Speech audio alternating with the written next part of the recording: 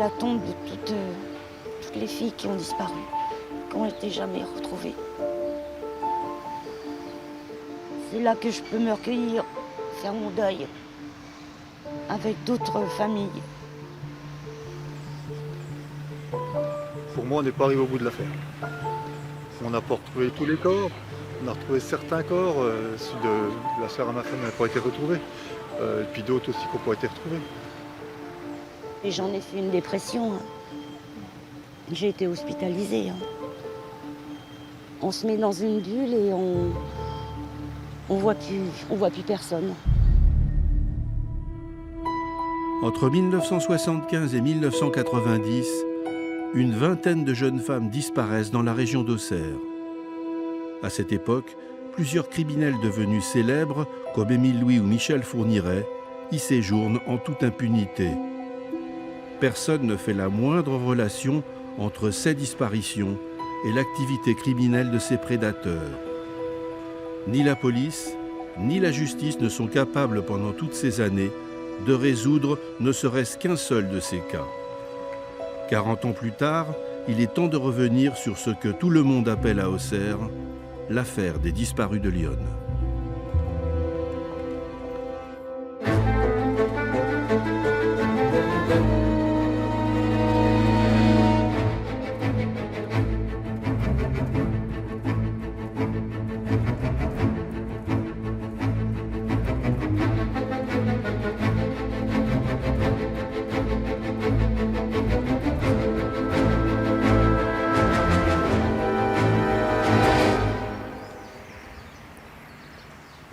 Un homme sans qui sans doute rien n'aurait changé, Pierre Monnoir, va dès le début se battre pour découvrir la vérité. Il fonde avec les familles de ces disparus une association qui va lutter sans cesse pour obtenir des réponses que ni la police ni la justice ne semblent vouloir leur apporter. Et même pour ça, il a fallu batailler pour avoir une statue dans un endroit accessible. Parce qu'on voulait nous la mettre, la mairie d'Auxerre voulait la mettre dans un cimetière, donc voilà. Et je voulais que pour les familles souhaitaient que pour les corps qui n'ont pas été retrouvés, elles aient un endroit pour se recueillir. Et la preuve, c'est qu'on voit de temps en temps, il y a des fleurs.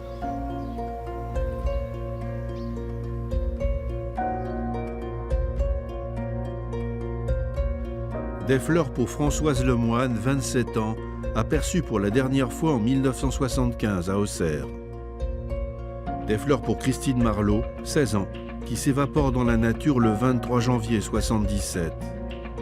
Le 4 avril, c'est Jacqueline Weiss, 19 ans, qui doit se rendre en train à Avallon et que l'on ne retrouve jamais. Chantal Gras, 18 ans, puis Madeleine de Juste disparaissent en 1977. Bernadette Lemoine, la sœur de Françoise, disparaît elle en 1978. Nul ne reverra non plus Martine Renaud, 16 ans, aperçue pour la dernière fois le 26 septembre 1979. Ces 7 jeunes disparus, dont 2 sont mineurs, sont toutes des pupilles de la DAS.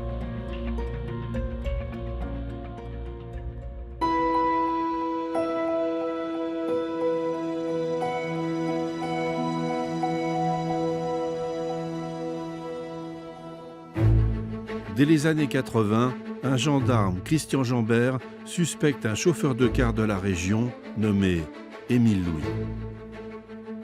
J'ai fait une enquête, disons, non officielle parce que c'était des filles de la DAS et elles n'étaient déclarées disparues par personne parce que la plupart étaient majeures.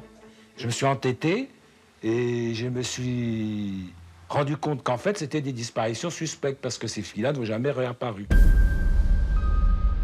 Malgré le rapport qui incrimine clairement Émile Louis que Christian Jambert remet à la justice, celui-ci n'est pas inquiété. Une vingtaine d'années passent, les familles se désespèrent et Émile Louis, lui, déménage dans le sud de la France. C'est une émission de télévision qui va faire rebondir l'enquête en 1996. Nous avons retrouvé le gendarme qui est maintenant à la retraite, il s'appelle Christian Jambert. Ce gendarme... C'est en désespoir de cause que Christian Jambert s'adresse à la télévision. Grâce à cette interview, il espère avoir enfin les moyens de faire bouger les choses. Une a disparu. Elle est partie d'un foyer un mercredi après-midi en disant à ses petites copines qu'elle partait avec ce chauffeur de car, sans le désigner, qu'elle partait avec lui, parce que ce chauffeur de car, comme elle était de la DAS, avait retrouvé sa maman et il l'emmenait, qu'il lui avait dit le lendemain, le mercredi après-midi, il l'emmenait pour aller voir sa maman qu'il avait retrouvée. Et elle n'a jamais réapparu. Et quant aux deux sœurs Lemoine, c'est exactement pareil. On les voit partir de chez leurs parents avec ce même individu, toujours le même. Chacune leur tour, pas en même temps, à l'espace de quelques mois. Elles partent et elles disparaissent, on ne les revoit jamais. Jean-Pierre et Cathy Marlot étaient présents en 1996 à cette émission. C'est là qu'ils découvrent que Christine, la sœur de Jean-Pierre, fait sans doute partie des victimes du tueur en série. Ils n'avaient jamais été prévenus par quiconque de la disparition de Christine. Lorsqu'on s'est mariés, on avait demandé des nouvelles de Christine et on nous a dit elle est majeure, elle fait sa vie, elle a quitté le centre. Jamais on nous a dit elle est disparue depuis l'âge de 16 ans. C'est par la télévision que vous l'avez C'est par la appris. télévision qu'on l'a appris. À la suite de l'émission, les Marlot, comme toutes les familles de victimes, vont rencontrer le gendarme Jambert. Et qu'est-ce qu'il vous a dit, le gendarme Jambert? Eh bien qu'il avait vraiment travaillé dur sur les dossiers et qu'il se rappelait bien de tout ce qu'il avait notifié dans le dossier qu'il avait fait, quoi. Alors après, c'est vrai qu'il a été un petit peu plus réservé pour nous donner des détails. Parce que je pense qu'il voulait d'abord les donner à la justice, chose qu'il n'a pas pu faire. Le dossier d'enquête préliminaire que j'avais fait, bon, je l'avais déposé au parquet comme tout gendarme doit le faire, c'est normal. Et je demandais qu'il y ait une enquête officielle qui soit faite. Et à ma grande surprise, je n'ai jamais plus entendu parler de ce dossier. Le passage de Christian Jambert à la télévision change la donne. La section de recherche de la gendarmerie de Paris s'intéresse à Émile Louis. À cette époque, il habite à Draguignan dans le Var. Il refuse de parler aux journalistes, mais finalement, suite à l'insistance de son voisin qui le pousse à se défendre, Émile Louis finit par accepter de nous parler. Toutes les filles qui ont disparu, vous les avez quand même connues. Bah bien sûr, je les ai connues, parce que je les ai transportées dans mon car. Plusieurs de ces filles donc, que vous avez ramenées ont disparu par la suite ou pendant. Comment ça se fait que les gens ne se sont pas inquiétés sur elles? Ça. Vous en parliez pas entre vous Non, entre chauffeurs, on n'en parlait pas de ça, parce que les chauffeurs, tout le monde avait sa ligne. Jamais. Personne ne s'inquiétait? Personne. Et pourquoi? Et pour quelle raison? Vous les connaissiez bien, il y en a plein qui vous aimaient beaucoup. Bah, bien sûr, mais personne n'en parlait. J'ai jamais entendu personne en parler, jamais. Et pourtant les filles disparaissaient et... Personne n'en parlait. Et pour quelle raison? Ah ben j'en sais rien. Ben, vous me posez des questions. Mais ça vous faisait pas bizarre de voir des filles, enfin de plus voir ces filles-là? Ben on me dit elles ont fugué.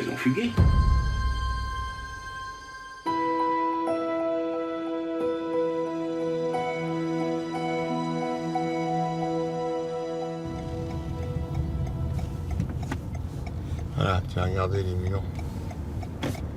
Ces soi-disant fugueuses ont séjourné presque toutes au centre de Montmercy. Pierre Maunoir tient à nous emmener découvrir ce foyer, aujourd'hui désaffecté.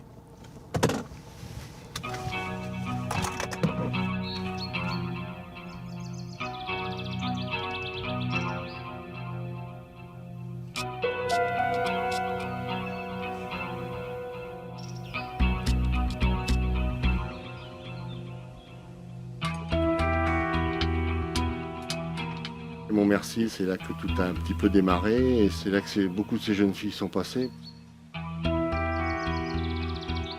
Émile Louis aussi rendait des services dans cet établissement.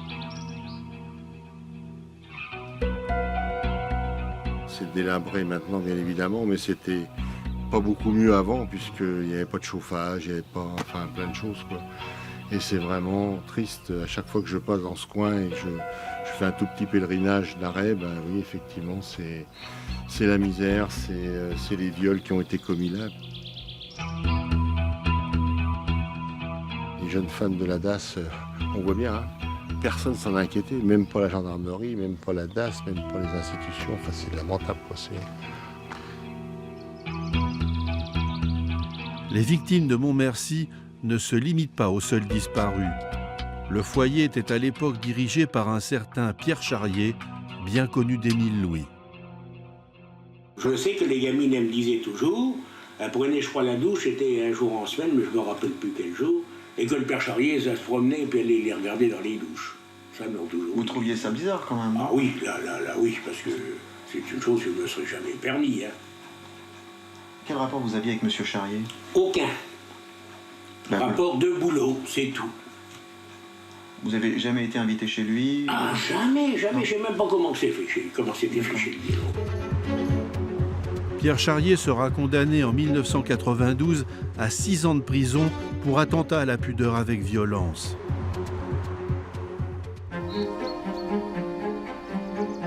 Parmi les malheureuses pensionnaires du foyer de Montmercy, une jeune femme a miraculeusement échappé à cette hécatombe. Elle avait 16 ans au moment des faits. Jocelyne Bélanger n'a jamais pu oublier le calvaire qu'elle a vécu à Montmercy. Savez-vous qu'on était drogués terriblement là-bas? Je crois que ça a commencé là-bas, l'histoire de l'exomile, parce que j'en prends constamment. Et le jour que j'en ai pas, vous le verrez certainement pas, mais tout mon corps il tremble. Parce que, mais c'est une drogue. Puis comment voulez-vous qu'on se déshabitue quand on commence à 4 ans? C'est dans cette atmosphère pour le moins tendue de Montmercy qu'elle rencontre Émile Louis, qui y effectue quelquefois des tâches de jardinier en plus de celles de chauffeur. Pour nous, on l'appelait le jardinier, si vous voulez. Nous en avions un peu peur. Avec certains, il était très jovial. Avec certains, il était très... Vous vous rendez compte, il y avait déjà des livres de comment je pourrais vous dire? Ça me faisait rire, moi. Des livres un peu olé de femmes nues qui donnaient ça. Tiens, tu veux un bouquin, ceci, cela. On en avait dans le dortoir. Et puis, je voulais dire... moi, à table, au début, il ne m'appréciait pas. Si je voulais dire quelque chose, il me disait qu'il fallait que je me taise. On ne m'avait pas adressé la parole. Est-ce qu'on m'a demandé quelque chose? Alors bon, il était très impressionnant parce que la voix, elle résonnait. Et alors moi, je disais toujours ce vieux, mais un vieux qui n'avait pas 30 ans, mais quand on a 15 ans, vous savez, tout le monde est vieux. Moi, tout le monde était vieux. C'est pas possible que ce vieux-là, mais je l'avais pris en grippe et petit à petit, il devenait aussi plus jovial. Il serait presque inquiété si je mangeais pas de trop. Et puis aussi, on parlait un peu de tout, d'une chose et d'une autre. Et moi, je suis très... malgré mon manque de savoir étant jeune, j'avais quand même appris à lire et la lecture m'intéresse, même de ce jour. Nous deux, je lisais ça comme ça en douce, malgré l'interdiction. Et malgré tout, à table, j'ai dit, mais moi alors, nous deux, j'aime bien ça et tout. Et l'autre, il m'a dit, mais alors, mais il fallait le dire plus tôt, parce que moi, j'en ai, mais c'est incroyable, tout à l'heure après manger. Je vais t'en donner. Il fallait le dire. Une chose, une autre, on discute, et puis tout le monde s'en va, les unes derrière les autres. Quand il m'a rappelé alors, mais il me dit, mais tes livres, il me dit, viens, on va les chercher, et j'ai suivi. Il n'y a pas eu de violence à ce moment-là. On me dit, moi je suis, on me dit, tu viens, on va te donner des livres. Moi j'ai dit, c'est chouette, je vais à Reims, je vais pouvoir lire ça comme je peux. Et puis voilà, et quand j'ai été dans la cabane, si vous voulez, j'ai été mais assez... très fort, j'ai atterri comme ça, très fort, et hop, les mains dans le dos. Mais il attache très vite, et puis alors, vous avez beau faire ça, vous ne pourrez pas vous défaire. Il y avait des outils, là, pas mal d'outils. Une faucille, je sais très bien ce que c'est. Vous savez, ça fait ça avec un manche, et puis, j'ai pas été blessée, vous voyez, mais alors, il y avait des trucs, je voyais, j'avais beau... faire ça, j'avais beau hurler, mais j'ai hurlé tout ce que je pouvais, à plein poumon. Émile Louis se contente de la violer et la laisse s'échapper. Si Jocelyne a pu s'en sortir, ça ne sera malheureusement pas le cas des autres jeunes filles disparues.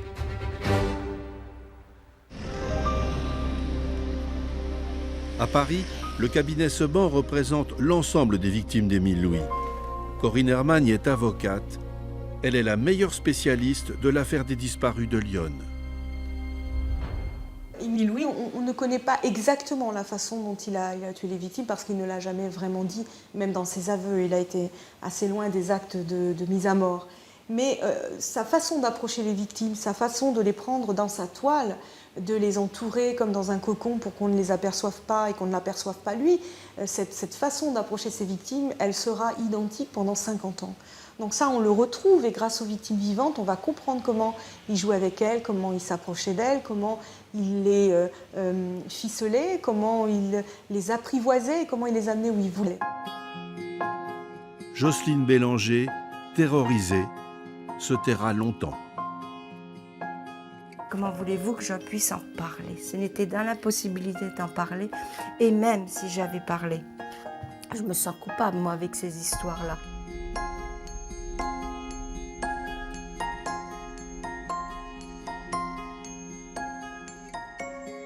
Toutes ces filles-là, qu'est-ce qu'elles sont devenues? Mystère et boucle de gomme. Moi, j'ai toujours dit que j'étais pour rien dans cette affaire-là. J'y suis pour rien. Qu'est-ce que vous voulez? Faut être logique. Alors j'en ai marre, moi, qu'on me mette toujours sur le dos d'un collimateur. Vous les avez toutes connues Qui? Et vous? Émile Louis prétend ne rien savoir sur ces disparitions. Et pourtant, les gendarmes de la section de recherche de Paris ont terminé leur enquête et ils ne sont pas du tout de cet avis.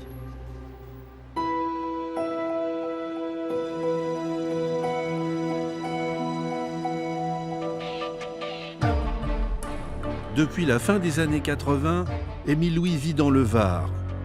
D'abord résident d'un camping, il commet des attouchements sur des enfants pour lesquels il est condamné. En 1992, il épouse Chantal Paradis et emménage à Draguignan. Les habitants de la résidence des Billettes, loin de se douter de ce qui se passe, le prennent pour un pépé bien tranquille. Ma mère, oui, il était bien copain avec ma mère. Ah, il était bien copain avec ta mère? Ma mère, elle connaissait. Elle lui coupait les cheveux. Ah, elle lui coupait les cheveux? Elle était coiffeuse? Ouais. Ah. Il allait à la pêche, il gardait même les enfants d'une voisine qui habitait tout en haut. Il n'y avait jamais eu de Il problème. rendait service. Ah ouais. Il te disait bonjour, il était avenant. Comment je vis? Mais je suis bien dans ma peau. Je suis heureux avec ma femme. Mais j'en ai marre qu'on vienne me faire chier à chaque coup avec ça. Qu'on vienne toujours m'emmerder avec ces histoires-là que je suis la bête noire. Ben, je ne suis pas une bête noire, je ne suis pas un criminel, je ne suis pas un assassin. C'est tout ce que je peux vous dire. Pas plus qu'un violeur. Et encore bien moins un pédophile. Comme certains ont l'air de dire. Pourtant, en décembre 2000, quelques jours après cette interview, la section de recherche de Paris ayant réuni suffisamment d'éléments, le gendarme Éric Barou décide de le mettre en garde à vue. Nous l'interpellons donc le 12 décembre à 18h15. On l'a ramené à l'unité après la perquisition qui était négative. Et une fois à l'unité, nous avons commencé un petit peu à discuter avec lui. Parce qu'il se posait toujours les mêmes questions, pourquoi on était là, pourquoi 20 ans après, on revenait l'emmerder, en gros, ce qu'il disait avec ses termes, avec cette histoire. Et il voulait surtout savoir ce qu'on avait dans le dossier. Au bout de quelques heures, on va dire, de 1 ou 2 heures, il a commencé à nous parler un petit peu de la prescription. Au bout de 20 ans, il y a une prescription, c'est 10 ans. Donc on n'a plus envie de vous embêter avec ça? Ben, je ne demande pas qu'on vienne m'emmerder encore. Donc il a voulu voir le code. On lui a montré le code, ce qui était l'article de la prescription. Et on l'a laissé en temps de repos jusqu'à 23h.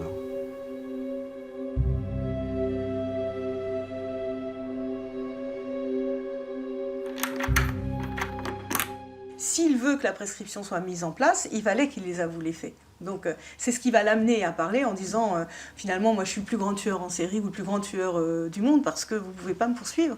Les faits sont prescrits. Il ne dit pas je suis innocent. Il faut quand même se rappeler qu'Émile Louis ne dit pas « je suis innocent » et ne le dira jamais. Une fois qu'il a été persuadé de la prescription, il a commencé à parler. Jusqu'à 4 h du matin, il nous a parlé des 7 jeunes filles. Comment il avait eu contact avec elles, comment il les avait rencontrées, l'endroit où il les avait amenées, donc le long du Serein, puisqu'il nous a dit les avoir toutes emmenées le long du Serein. Ce qui s'est passé le long du Serein, comment il les a tuées, quels étaient ses liens qu'il avait avec chacune de ces jeunes filles, où il les avait rencontrées. Et en fin d'audition, tôt le matin, il nous a dit « Pour vous prouver ma bonne foi, je suis prêt à vous conduire à l'endroit où j'ai enterré les jeunes filles. »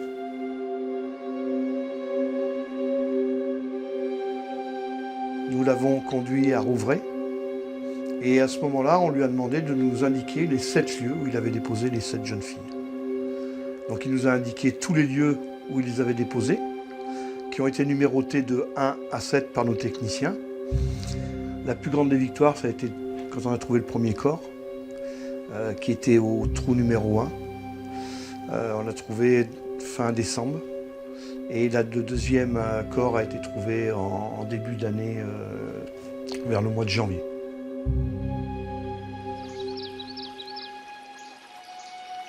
Les 2 corps retrouvés sont ceux de Madeleine de Juste et de Jacqueline Weiss, dont Christian Jambert avait clairement évoqué les cas. Une autre des filles en question qui avait disparu, il y avait un élément troublant, c'est que c'était lui qui, avec sa propre voiture, l'a emmené à la gare d'Auxerre. Et à partir de ce moment-là, elle part normalement avec lui et elle n'arrive pas à son lieu de travail à Vallon comme prévu et on ne l'a jamais revue. 3 semaines seulement avant son arrestation, lorsque nous l'avions interrogé sur le cas Jacqueline Weiss, Émile Louis prétendait l'avoir seulement déposée à la gare. Ah ben oui, je la pose sur le parvis de la gare. Ouais. Je la vois rentrer dans le hall de la gare, c'est tout. D'accord. Je suis parti. Et on a pensé à une fugue, vous avez pensé à quoi? Non, non, c'était pas fait de soucis. Il n'y a qu'au bout d'1 mois qu'on a pas reçu de ces nouvelles, c'est tout.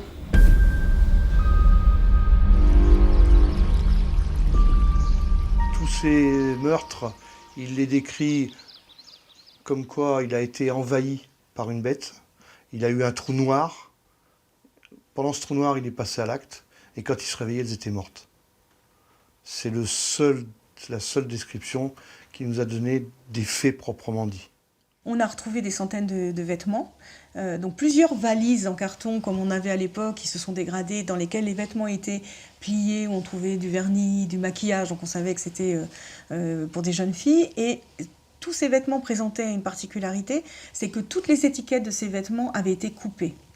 Et ça, seul quelqu'un de la DAS ou quelqu'un comme Émile Louis pouvait y penser, parce qu'en coupant les étiquettes, il enlevait un numéro ou un nom. En fait, les enfants de la DAS avaient des trousseaux. Un trousseau d'été, un trousseau d'hiver. Et ces trousseaux étaient marqués pour qu'on les distingue d'un enfant à l'autre, puisqu'ils avaient plus ou moins les mêmes vêtements.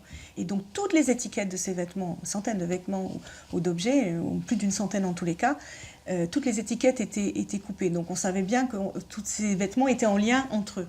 Certains de ces vêtements ont été reconnus par des familles, et ces vêtements étaient bien sur 7 emplacements différents. Émile Louis est présenté au magistrat. Il est écroué à la prison de Draguignan dans l'attente de la réponse définitive de la justice concernant la prescription des crimes qu'il a maintenant avoués. Les gendarmes connaissaient l'existence d'un document établi en 1993 mais qui restait introuvable et pour une fois, au parquet d'Auxerre, on s'active à la recherche de ce document. J'avais écrit sur un morceau de papier blanc, daté et signé, mais je ne me rappelais plus, sur un coin de bureau du procureur où je venais dénoncer des viols dans l'association. Et ils ont retrouvé ce papier que j'avais écrit. Donc c'est un acte interruptif puisque le procureur a fait un envoi par fax de demande auprès de la DAS. Et on a pu faire valider le fait qu'il n'y ait pas prescription. En janvier 2001, la Cour de cassation refuse définitivement la prescription des faits. Émile Louis se rétracte le 16 janvier 2001, prétendant être seulement le témoin d'un crime commis par des inconnus. Mais coup dur pour Émile Louis, sa propre femme Chantal Paradis et sa fille vont porter de nouvelles accusations terribles qui vont permettre son maintien en détention. Ces deux femmes vont confier aux enquêteurs les maltraitances ou les actes qu'il a commis contre elles, les violences qu'il a commis contre elles. Pour sa belle-fille, ce sont des actes de viol sur mineurs de moins de 15 ans. Pour sa femme, c'est des actes de torture, des actes de maltraitance, de séquestration, etc. Et donc les enquêteurs vont prendre ça en compte, vont le déclarer au parquet et des poursuites vont être déclenchées sur cette base-là. Émile Louis ne s'en soucie guère, il a réponse à tout. Comment vous expliquez que Marilyn, votre fille... Mais elle, c'est une dingote, c'est pas pareil. Elle est malade. C'est une fabulatrice. Cette fois, les mensonges ne passent plus et Émile Louis est transféré à la prison d'Auxerre dans l'attente de son procès.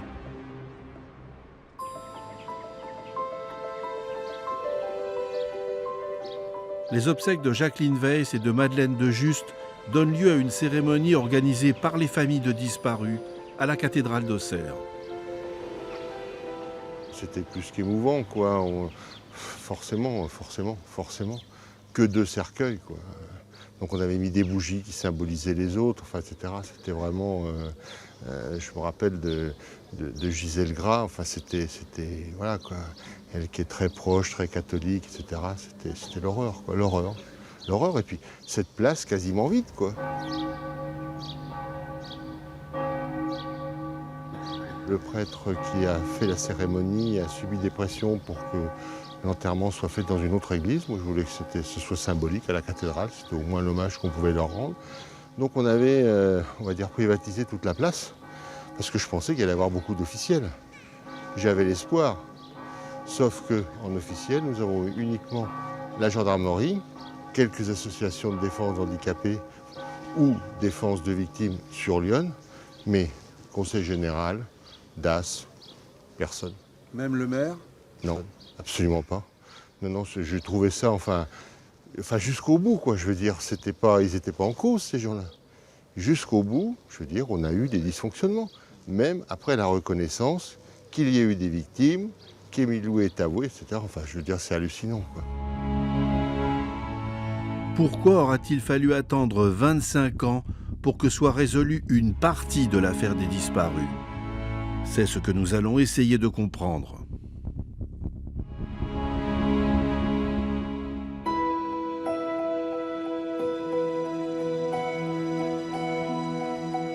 Le dossier d'enquête préliminaire que j'avais fait, bon, je l'avais déposé au parquet comme tout gendarme doit le faire, c'est normal. Et je demandais qu'il y ait une enquête officielle qui soit faite. Et à ma grande surprise, je n'ai jamais entendu parler de ce dossier. Une première question se pose, qu'est-il arrivé au rapport de synthèse du gendarme Jambert? Il a été remis le 23 juin 1984 au substitut du procureur de l'époque, Daniel Stilinovic. À l'époque, Jambert emmerde tout le monde. Personne ne veut l'écouter, personne ne veut le recevoir. Personne. Et le seul, en fait, qui accepte de l'écouter, c'est moi, parce que, comme on avait l'habitude de travailler ensemble, je demande au juge d'instruction, voulez-vous instruire? Parce que j'ai bien conscience que c'est maintenant que le travail va démarrer. C'est maintenant que la véritable information va commencer, quoi. Le rapport de synthèse du gendarme Jambert est communiqué au juge d'instruction le 26 juin 1984. Il est classé sans suite le même jour, avec sur le dossier l'inscription « Non ».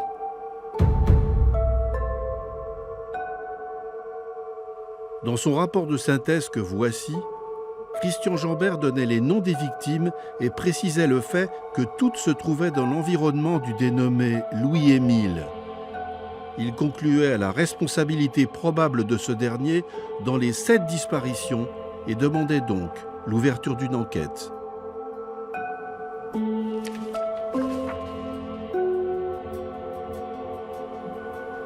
juge d'instruction était qui à cette époque?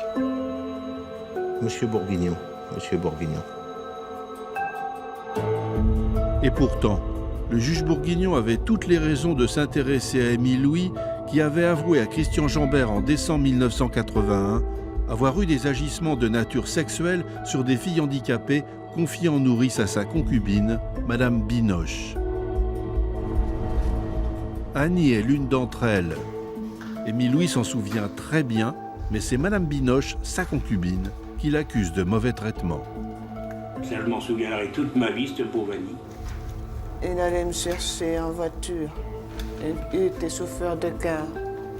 C'est moi qui l'appelais le matin pour aller à l'école.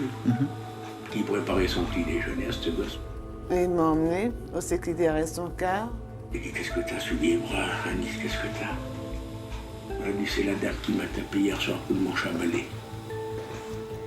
Elle était bleue dessus tout le corps. Et vous disiez rien? Mais je l'engueulais, mais qu'est-ce que j'avais pas ri? J'avais tort avec elle, tout le temps tort. Mais il fallait voir le calvaire que j'ai enduré. Il m'a emmené dans des pièces et puis il m'a violée. La justice, eh ben, il a pris Émile Louis puis il l'a mis en prison. Puis il allait en prison. Et je souhaite qu'un jour qu'il ne sortira jamais. Les faits sont à la surprise de la partie civile, requalifiés en attentat à la pudeur, et Émile Louis est condamné par la Cour de Paris le 14 décembre 1983 à 4 ans de prison ferme. Une question se pose, Émile Louis a-t-il bénéficié de soutien? À l'époque, Nicole Charrier, la femme du directeur Pierre Charrier, a d'excellents rapports avec Émile Louis. Madame Charrier est une femme qui m'a jamais sali, bien au contraire. Elle m'a soutenu et tout, hein. Nicole Charrier écrit même au juge d'instruction une lettre de soutien à Émile Louis. Il se voulait très près, compréhensif, voire même éducateur. Parfois un grand frère à qui on peut tout dire. Nicole Charrier est une personnalité d'Auxerre. Elle est même choisie par le maire Jean-Pierre Soisson en 1989 pour faire partie de l'équipe municipale. Vous connaissiez quand même beaucoup de monde à Auxerre? Ah, je connaissais beaucoup de monde. Parce que tout à l'heure, vous me disiez que vous étiez très amis, par exemple, enfin très amis, que vous étiez en relation, par exemple, avec M. Jean-Pierre Soisson. Eh ben oui, c'était notre patron. Ouais, mais vous faisiez la bringue avec, quand même. Oh, une fois. Bon, et puis une fois, on a inauguré aussi les cars électriques, les premiers cars électriques. Il y avait Jean-Pierre Soisson, il y avait le directeur départemental des transports, Monsieur Fouconnier, qui était d'ailleurs très gentil. Si j'avais un PV par les flics, j'allais le voir et puis il me faisait sauter. Émile Louis n'hésite pas à se vanter de ses nombreuses relations. Mais commence-t-il à en douter? En sortant de prison en 1984, il quitte rapidement Lyon. Et il a changé de région, il est allé habiter dans le Midi, et dans le Midi, il a été arrêté encore 2 fois pour les mêmes problèmes de mœurs, encore une fois.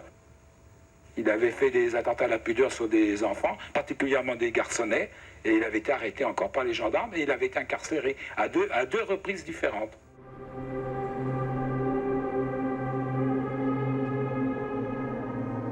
L'affaire en serait sans doute restée là, sans Pierre Monnoir et les familles de disparus. Il décide de porter plainte, mais la justice refuse de communiquer les dossiers. Aucun juge, ni même aucun greffier, ne les reçoit. On nous prend pour des clowns, des individus qui n'existent même pas. Je pense qu'on traite mieux un chien que nous, on nous traite. Hein. Elle n'avait même pas 16 ans quand elle a disparu.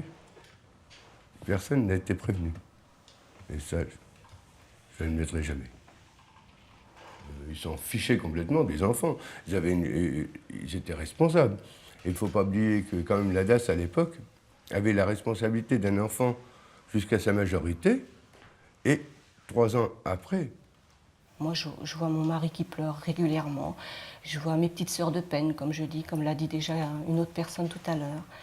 Ça fait du bien de se rencontrer, puis aussi ça fait mal. Parce qu'on mémore les mauvaises choses. Quand on voit, quand ils ont voulu porter plainte au départ, on leur a dit « mais c'est une affaire trop vieille, qu'est-ce que vous voulez qu'on en fasse? La loi est contre vous. » Je pense qu'il faut une justice avec un peu plus d'humanité. La justice, d'accord, mais avec un peu de cœur, c'est tout simple. Hein. Je veux dire, c'est ce que les familles demandent. Alors on sait bien que des fois ça peut être lourd à gérer psychologiquement. C'est vrai qu'il y a un problème aussi dans la justice, c'est-à-dire lorsqu'un avion s'écrase, malheureusement il y a 300 personnes de tuées, donc là tous les psychologues arrivent. Eh bien nous, il a fallu qu'on se débrouille au départ par nos propres moyens pour faire venir des psychologues bénévoles. Mais bon, ils sont venus ponctuellement, on ne peut pas leur demander de venir tous les jours. Comment le procureur Casals expliquait le fait qu'il ne poursuivait pas Émile Louis? Parce que pour lui, il y avait prescription, il a dit d'ailleurs clairement. Si Émile Louis rentrait dans mon bureau et qu'il me dise c'est moi qui ai tué ces jeunes filles, il y a prescription, donc je serai obligé de le laisser partir. Et il n'a même pas fait une enquête pour savoir s'il y avait des actes interruptifs. Choquant, enfin, pour des professionnels, choquant. La prescription en matière de meurtre à l'époque n'était que de 10 ans, et le procureur Casals semblait persuadé d'avoir raison. En plus, personne au palais de justice ne retrouve le dossier Jambert. En février 1997, la justice auxerroise refuse d'instruire cette affaire et le procureur s'oppose à l'ouverture d'une information. Plus tard, il retrouvera la mémoire en indiquant à son successeur que le dossier Jambert se trouve dans son coffre. Le 7 mai 1997, la chambre d'accusation de Paris ordonne enfin au juge d'instruire. Le nouveau juge d'instruction, M. Lewandowski, veut entendre le gendarme Jambert. J'attendais qu'il témoigne devant le doyen des juges d'instruction sur ce qu'il avait à dire, et il s'est suicidé avant de témoigner. J'ai un peu de mal à comprendre les causes de son suicide. Son fils Philippe, lui aussi, est sceptique. Il vous donnait pas du tout l'impression de vouloir se suicider? Non, pas du tout. On aurait pu éventuellement l'aider à se suicider, quoi. Étant donné que il y a des documents qui ont disparu, donc il y avait des documents donc sur les réseaux pédophiles, plus des documents donc sur les disparus de Lyon. Quand j'ai appris que des documents qu'il gardait chez lui relatifs justement à son enquête sur Louis avaient disparu, là ça m'a quand même un peu interpellé. Et puis quand on constate aussi qu'il s'est suicidé peu de temps avant d'être entendu comme témoin par un magistrat instructeur chargé de l'affaire Louis, là on se dit ça fait deux éléments qui chacun en soi ne veut rien dire, mais les deux remis face à face, ça commence à prendre du sens. La mort de Christian Jambert reste pour beaucoup un mystère, même si le juge d'instruction chargé de l'affaire a décrété un non-lieu. Son travail aura au moins contribué grandement à faire passer Émile Louis devant ses juges.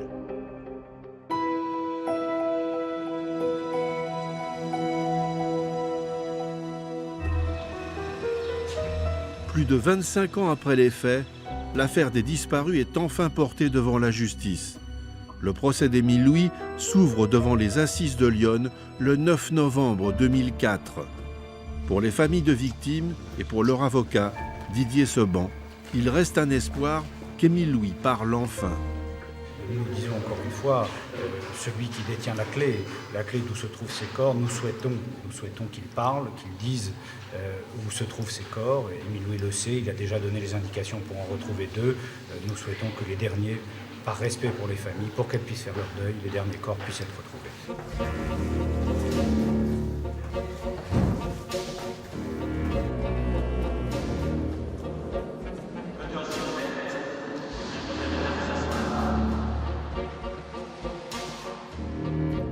Pour les familles, une angoisse terrible, une souffrance terrible, de tout entendre, de tout ce qui s'est passé, comment éventuellement il a pu les tuer, etc. Et puis, je dirais pour moi un peu un échec à un moment donné. Le président m'a autorisé à lui adresser la parole. Donc j'ai fait avec beaucoup de compassion, beaucoup d'empathie, etc. En lui disant, écoutez, vous faites partie de nous, puisque toutes ces familles, comme vous, sont de la DAS, etc. Et dites-nous où sont les autres corps, quoi. Dites-nous, c'est important de savoir pour elles, Ça a duré, je sais pas, peut-être 5 minutes, mon intervention auprès de lui, et on était les yeux dans les yeux. Il s'est levé pour prendre le micro, et j'ai senti ses épaules qui s'affaissaient, donc il était prêt à parler, quoi. Il voulait poser un peu peut-être tout ce qu'il avait en charge sur lui. Et en le regardant, je me suis dit, ça y est, il va parler. Et je pense qu'il l'a vu dans mon regard. Il s'est approché du micro, il a pris le micro. Il a dit, non, monsieur, je ne suis pas... Et il s'est rassis. Donc, même à l'époque, L'avocat général a dit on n'est pas passé loin, mais bon, c'est passé à côté. Voilà, c'était. Donc c'est un moment d'échec pour moi. Enfin d'échec, oui, d'échec pour moi, parce qu'on aurait peut-être pu savoir. Et voilà. Et puis la souffrance quand le verdict est tombé. Où toutes les familles, bien sûr, il y avait toute la presse qui était là, effectivement. Toutes les familles sont parties en pleurant dans les buissons, dans les coins de porte. Enfin, c'était difficilement gérable.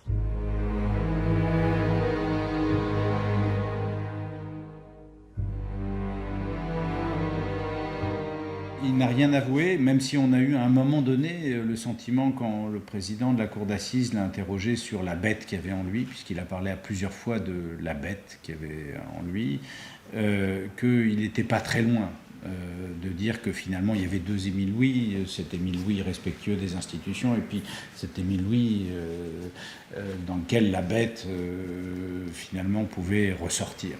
On a senti en lui une violence sourde qui restait. C'était des moments importants. Et puis, du procès est quand même ressorti des images d'un personnage qui n'avait jamais cessé de considérer que les femmes étaient sa chose.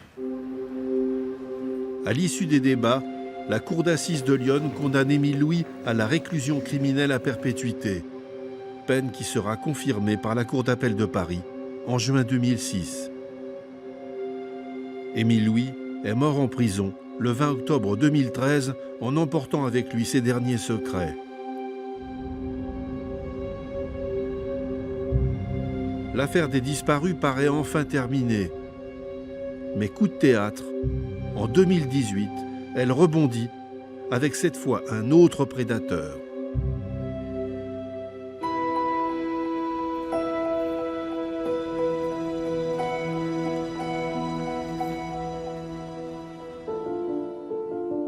Le 16 février 2018, c'est l'affaire Marie-Angèle Domès, disparue 30 ans plus tôt à l'âge de 19 ans, qui refait surface. Pour Marie-Angèle, la vie n'a jamais été facile. Dans son enfance, c'est une petite fille fragile, isolée, en quête d'affection. C'est ce que nous explique son ancien instituteur, Alain Vincent. Marie-Angèle était une de mes élèves en classe spécialisée dans les années 78-79. Et j'ai terminé de lui apprendre à lire. C'était une enfant charmante, très attachante, qui avait besoin de la présence de l'adulte en permanence, qui avait besoin d'être rassurée.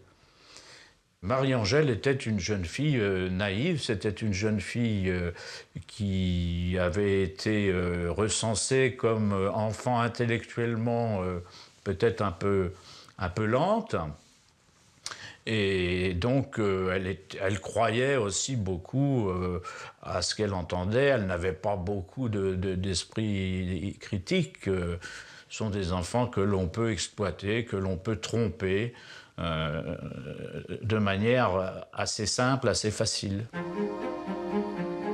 Le vendredi 8 juillet 1988, vers 15h, Marie-Angèle quitte le foyer de jeunes filles Leclerc-Fourolle, où elle réside à Auxerre, avec en poche un billet de train pour se rendre chez un membre de sa famille, à Saint-Cyr-les-Colons. Son billet n'a jamais été utilisé. De toute manière, personne ne l'apercevra jamais à Saint-Cyr-les-Colons. Nous avions rencontré son père en 2003. Il avait bien du mal à accepter la réaction de la justice à l'époque. Je ne crois pas qu'il y ait eu une quelconque enquête. S'il y avait eu une enquête, et en tous les cas, si elle avait été bien menée, on aurait dû venir nous voir ici. On aurait dû voir ma fille Véronique, qui connaissait bien Marie-Angèle, on aurait dû voir ma fille Patricia, on aurait dû me voir moi, qui suis le premier concerné en tous les cas, puisque son père, pas d'histoire. Alors, je n'en ai rien vu de tout ça. Et au bout d'un certain temps, je ne sais pas combien de temps au juste, on a, au palais de justice, on s'est amusé à poser un non-lieu sur le dossier qui avait été constitué, je ne sais comment. Marie-Angèle est majeure et la police comme la justice ne croient pas à une disparition inquiétante. Et pourtant, 30 ans plus tard, on découvre enfin la cause de cette disparition inexpliquée. Michel Fourniret, condamné à perpétuité pour 5 meurtres et 2 assassinats le 28 mai 2008, avoue du fond de sa prison avoir enlevé et tué Marie-Angèle Domès.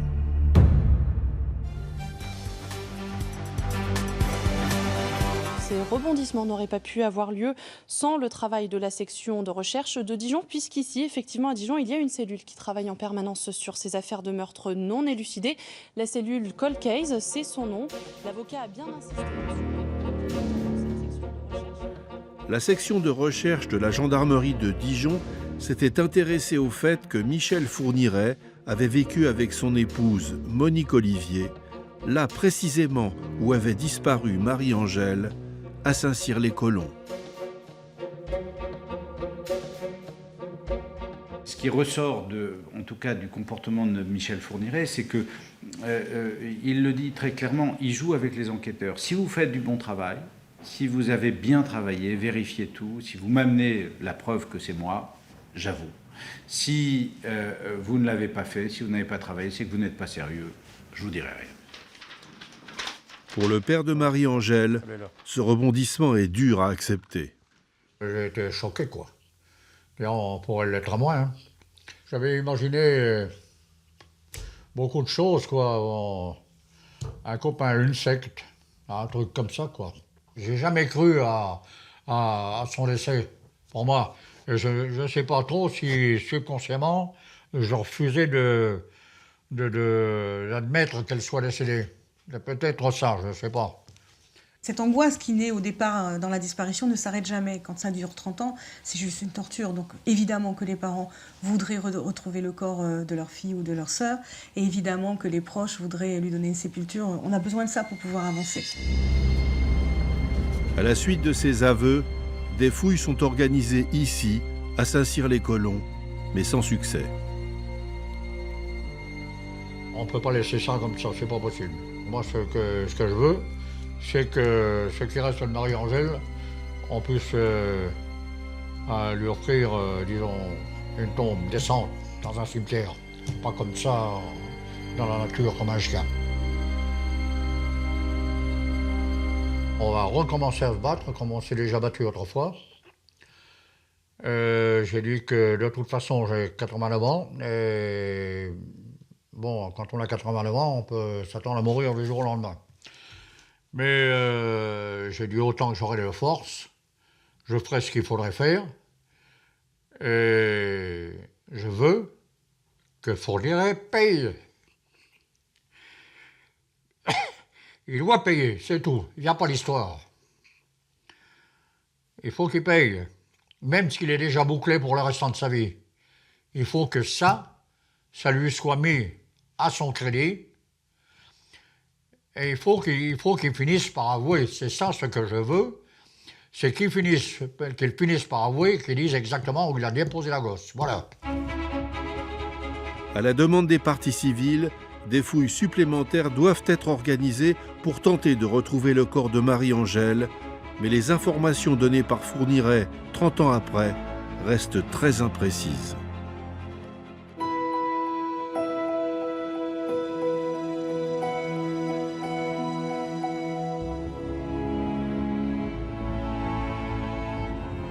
Aujourd'hui, l'affaire des disparus a-t-elle servi d'exemple?